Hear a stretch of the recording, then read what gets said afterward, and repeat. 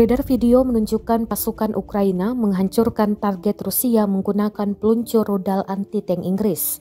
Dalam video, terlihat seorang tentara memegang peluncur rudal anti-tank NLAW buatan Inggris dan menembakkan senjata sebelum dengan cepat berlindung.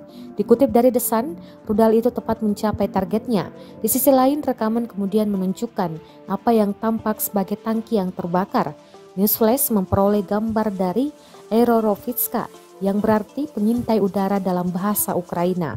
Sebagai unit spesialis Angkatan Darat Ukraina, mereka memainkan antara lain peran kunci dalam menghentikan konvoi Rusia sejauh 40 mil di luar ibu kota Ukraina, Kiev, pada Maret 2022 kemarin.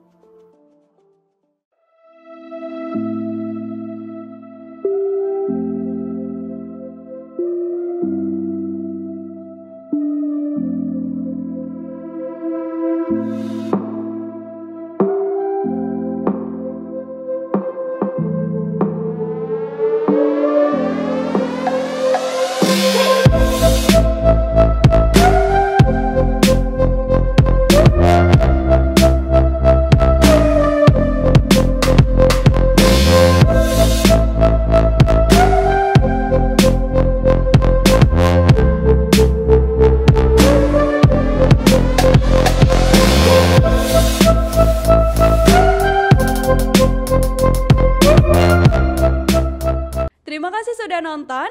Jangan lupa like, subscribe, dan share ya.